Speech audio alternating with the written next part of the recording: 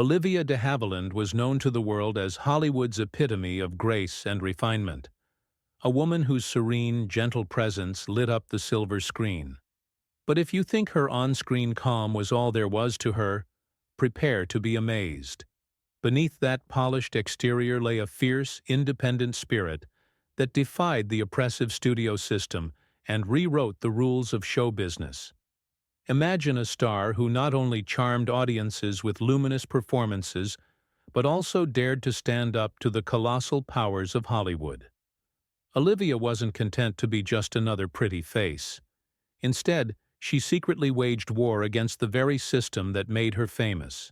Her battles would forever change the industry, giving actors the freedom to choose their own destiny. And as you dive into her story, you'll discover that the glitz of her career was only part of the picture. A picture framed by dramatic family feuds, explosive romances, and a series of bold decisions that shocked everyone from studio executives to her closest friends. This is the extraordinary journey of a woman who turned adversity into art, transforming every setback into an opportunity to shine even brighter. As we peel back the layers of her life, you'll come to understand that behind the poised smile and effortless elegance lay a warrior who rewrote Hollywood history, one daring decision at a time. Olivia De Havilland's story begins in a way few would imagine for a future Hollywood legend. Born in Tokyo in 1916 to British parents, she spent her earliest years in a blend of cultures, a childhood marked by the soft chime of temple bells mingling with the lilting strains of English lullabies. Her father, Walter, was a respected professor and patent attorney, while her mother, Lillian, had once graced the stage as an actress. Yet life was not the picture of stability that one might expect. Even in those early days, tensions lurked beneath the surface. Rumors of infidelity and the hardships of living in a foreign land strained the family's fragile unity. When Walter's idea of sending Olivia to live with a Japanese family clashed with Lillian's fierce maternal instinct, the decision was made in secret. Lillian would leave Japan with her daughters, seeking refuge and a fresh start in America. Landing in San Francisco with little more than determination and a secret hope for a better future, Lillian settled the family in a modest town south of the city. Life was far from easy. As a single mother in an unfamiliar country, Lillian juggled multiple jobs including teaching drama, a skill she cherished from her own acting days. It was in these humble drama lessons that young Olivia discovered her passion. Every school production, every small role in a local play, ignited a spark within her that promised something more than the struggles of everyday survival. Yet the path was never smooth.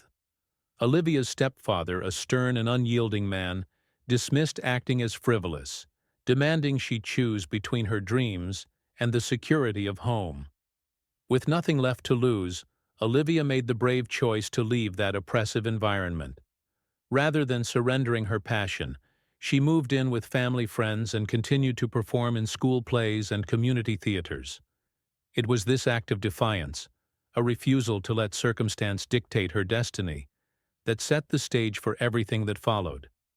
In those early years of hardship and self-discovery, Olivia forged a resilience that would later serve her well when facing the formidable forces of Hollywood. The next chapter in Olivia's life unfolded on the bright stages of local theaters, a far cry from the controlled confines of a Hollywood studio, but a proving ground where she honed her craft. At just 18, she took on the role of Harriah in a production of A Midsummer Night's Dream that would change her life forever. That performance was more than just a debut. It was an electrifying declaration of talent. Among the audience was an assistant to the legendary director Max Reinhardt, whose discerning eye for talent had already launched the careers of many stars. With a stroke of serendipity, fate intervened. A week before the premiere of a Hollywood Bowl production of the same play, both the lead actress and her understudy fell ill. In a twist that few could have predicted, Olivia was thrust into the spotlight, delivering a performance that left the audience, and Reinhardt himself, spellbound. This unexpected leap from local theater to the grand stage of Hollywood was not without its challenges. When Reinhardt decided to direct a film adaptation of A Midsummer Night's Dream for Warner Brothers, he had no hesitation in choosing Olivia for the role of Haria. Although the contract he offered was modest, a 5-year deal for a mere $200 a week, it was the first stepping stone onto the glitzy yet treacherous path of Hollywood stardom. Her initial days in the studio were fraught with hurdles, wardrobe malfunctions during screen tests, a voice so soft that studio executives were determined to fix it with a coach, and an environment where every detail of an actor's life was meticulously controlled. Yet even these early tribulations could not dim the radiance of her talent. With each scene, every take, Olivia demonstrated a natural grace that would soon captivate millions. She was no longer just a promising newcomer. She was on the verge of becoming a full-fledged star. The studio's reluctance to let her be herself only fueled her determination to prove that talent could not be tamed by bureaucracy or outdated conventions. As Olivia's star began to rise, her career took an exhilarating turn when she was paired with the dashing Errol Flynn. In 1935, the film Captain Blood hit theaters, and audiences were immediately drawn to the electric chemistry between the two leads. Their on-screen partnership was more than just the sum of its parts. It was a dynamic interplay of charm, wit, and undeniable magnetism. Olivia's subtle vulnerability meshed perfectly with Flynn's roguish swagger, creating a blend that kept moviegoers on the edge of their seats. Despite the fact that Flynn was a newcomer with little acting experience, and Olivia herself was still climbing the ladder of stardom, their performances transcended the screen. Viewers were captivated by the playful tension, the stolen glances, and the palpable energy that seemed to leap from each frame. It wasn't long before their on-screen pairing became the talk of Hollywood, setting the stage for a series of films that would define an era. But even as she reveled in the success of Captain Blood, Olivia was quietly eyeing bigger challenges. In 1939, she set her sights on a role that would catapult her into legendary status, the role of Melanie Hamilton in Gone with the Wind. This was no ordinary audition. It was a battle against the rigid power structures of Warner Brothers. The studio had its own plans and was reluctant to lend her out for a project that was already steeped in anticipation and high stakes. Undeterred, Olivia took a bold step. She approached Jack Warner's wife Anne, using her charm and determination to secure the coveted part. Her persistence paid off. When Gone with the Wind premiered, the film became an instant cultural phenomenon, and Olivia's portrayal of the kind and gentle Melanie not only earned her an Oscar nomination, but also sealed her status as one of Hollywood's most cherished talents. This pivotal moment was not just a triumph of talent. It was a triumph of willpower, marking Olivia as a woman who refused to be sidelined by anyone, even the mighty studios themselves. For many actors in that era, Hollywood was a gilded cage, a place where success came at the cost of personal freedom. The studio system was notorious for its strict control over every aspect of an actor's life. They dictated which roles you took, how you looked, even how you behaved in public. For Olivia, this system was suffocating. The very contract that had launched her career soon became a tool of oppression. If she declined a role, Warner Brothers would suspend her without pay, and every day of suspension was added back to the length of her contract.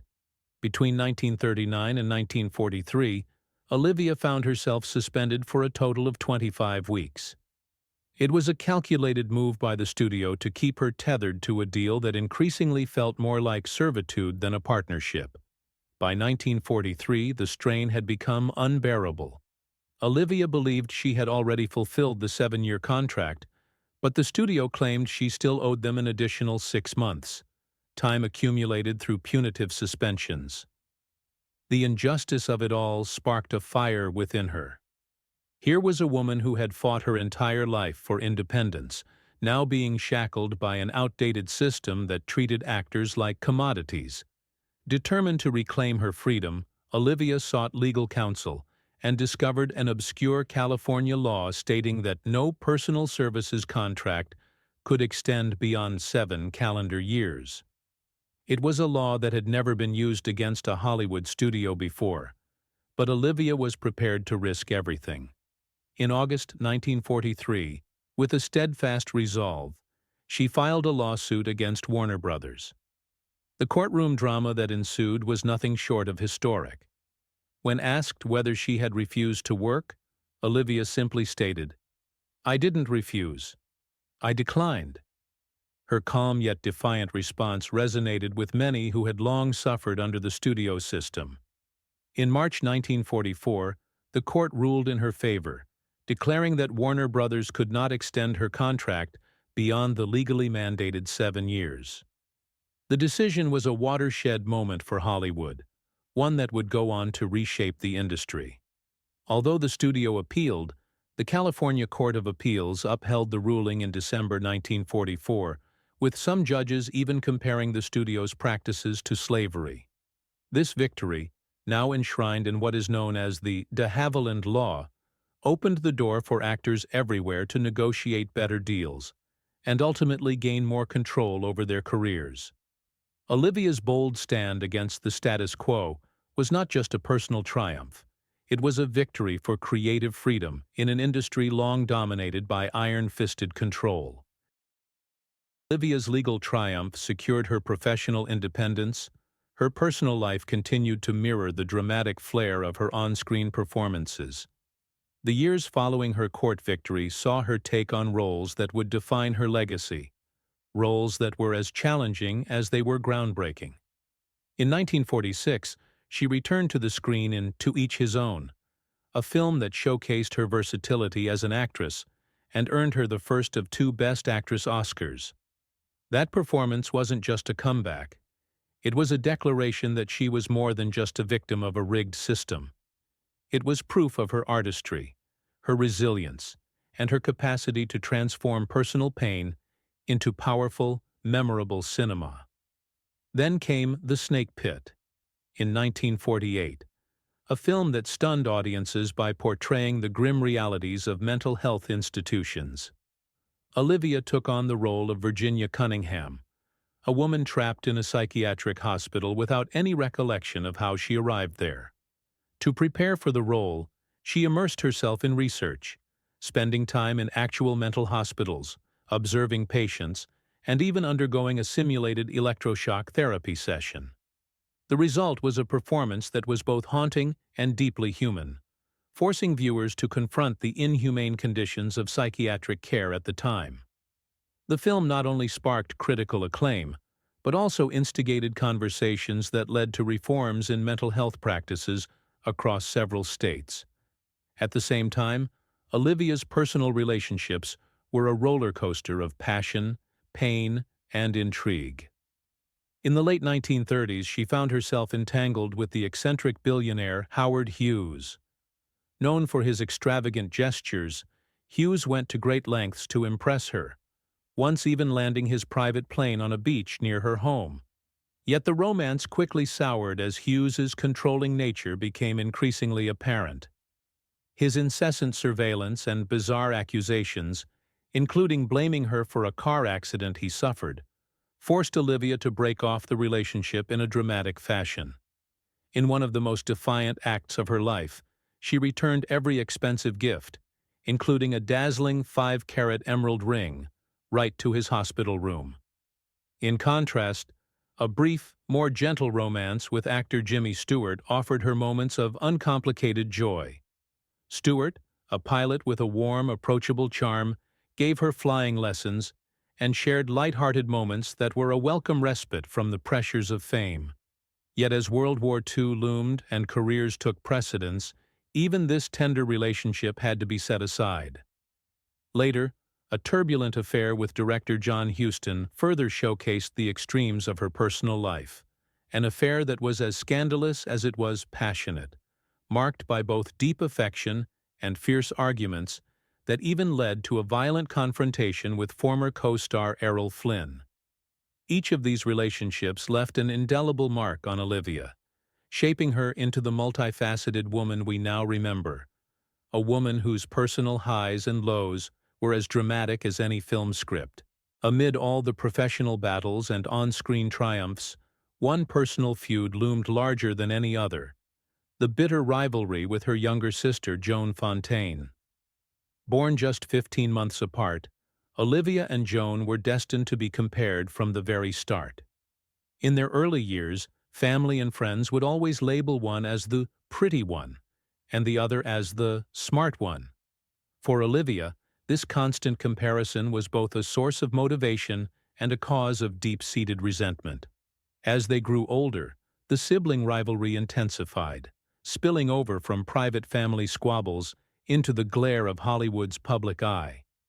Both sisters dreamed of a career in acting, but their mother's insistence that only one pursue the profession set them on a collision course.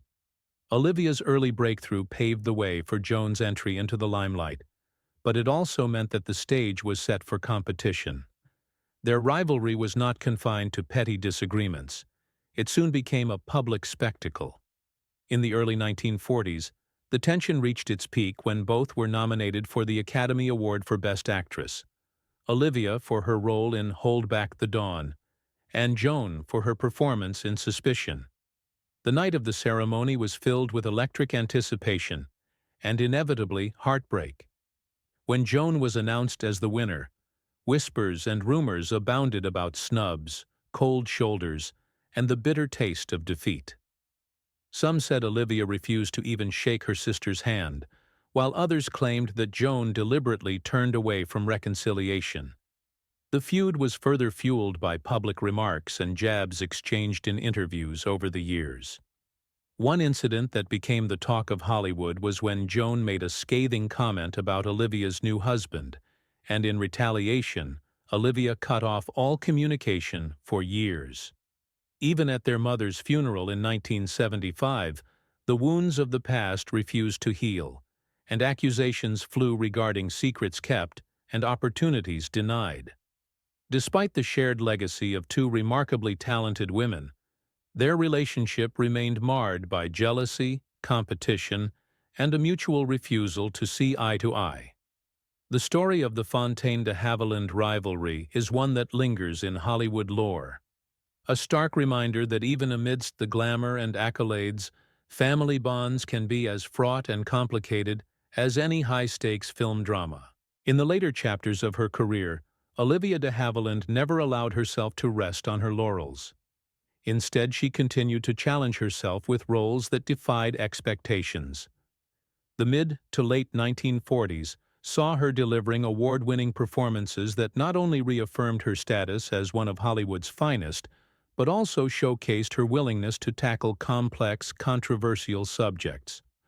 Films like My Cousin Rachel and The Heiress demonstrated her ability to transform into characters that were as intellectually demanding as they were emotionally resonant. These performances earned her a second Oscar and cemented her reputation as an actress who consistently pushed the boundaries of her craft. As the years passed, Olivia's life took an unexpected turn.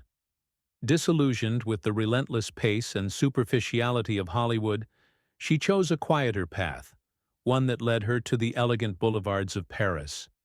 In 1953, after a turbulent personal life marked by failed marriages and heartache, she married French journalist Pierre Galante and moved to Paris. The City of Light offered her not only a sanctuary from the cutthroat world of Hollywood, but also a chance to reinvent herself on her own terms. In Paris, she immersed herself in the local culture, learning French and embracing the sophisticated lifestyle that came with her new home. She continued to act, appearing in television dramas, and later earning accolades for her work in the 1986 miniseries Anastasia, The Mystery of Anna. Even as she grew older, Olivia's determination to choose only roles that truly resonated with her never wavered. She turned down parts that felt shallow or uninteresting, proving time and again that she was far more than a relic of the Golden Age. Even in her centenarian years, Olivia was not one to shy away from confrontation. In a move that surprised both critics and fans alike, just one day before her 101st birthday, she filed a lawsuit against FX over their series Feud, Bet and Joan. The show, which portrayed her in a light that she felt was unfair and damaging, depicted her as a gossipy, petty figure, a portrayal that was a stark contrast to the dignified private life she had led. Although the legal battle did not ultimately end in her favor, it was a final defiant stand, a reminder that even in her advanced years, she would not let anyone else write her story. This lawsuit, like the earlier battle against Warner Brothers, underscored her lifelong commitment to integrity and self-determination. Awards and honors flowed in during her later years, including prestigious recognitions from both American and international institutions. From receiving the National Medal of Arts to being named a Dame by Queen Elizabeth II, Olivia's legacy was celebrated not just as an actress, but as a trailblazer who forever changed the rules of the industry. Olivia De Havilland's life was a tapestry woven from threads of resilience, artistry, and a fearless refusal to bow to convention. Her journey from a modest childhood in Tokyo to the heights of Hollywood stardom, punctuated by landmark legal victories and deeply personal battles, serves as an enduring testament to the power of standing up for one's principles. In an era when the studio system ruled with an iron fist, Olivia broke free and redefined what it meant to be an actor in Hollywood. She not only won critical acclaim for her roles in films like Gone with the Wind, To Each His Own, and The Snake Pit, but also forever altered the industry with her decisive legal victories. Her defiant spirit resonated in every aspect of her life, from her high-profile romances with figures like Howard Hughes and Jimmy Stewart, to her tumultuous feud with her sister Joan Fontaine. Yet perhaps what makes Olivia's story so compelling is not just her professional success, but the way she carried herself in every facet of her life. In Paris, away from the relentless glare of Hollywood, she found solace and reinvention. Even as she faced personal heartbreak and the weight of public scrutiny, she remained a figure of quiet dignity, always choosing roles and relationships that resonated with her inner truth. Her final legal battle at the age of 101 against a modern reinterpretation of her persona on television was the perfect capstone to a life spent fighting for authenticity and independence. Today, Olivia De Havilland is remembered not only for her luminous performances on the silver screen, but also for the profound impact she had on the entertainment industry. The De Havilland Law stands as a permanent reminder of her courage, a legal precedent that liberated generations of actors from the shackles of oppressive studio contracts. As audiences continue to rediscover her films and celebrate her legacy, her life remains an inspiring narrative of defiance, perseverance, and the enduring power of artistic freedom. Even after her passing at the remarkable age of 104, her influence endures, reminding us that true strength comes not from conforming, but from daring to challenge the status quo. In every whispered recounting of Hollywood's golden age, Olivia De Havilland's name shines brightly, a beacon for anyone who believes that art and freedom are inseparable, and that one person's courage can change an entire industry. If you enjoyed this glimpse into Olivia De Havilland's extraordinary life, don't forget to like this video and subscribe. You'll get more fascinating stories from Hollywood's golden age and beyond, so hit that bell icon too and never miss an update. Thanks for watching.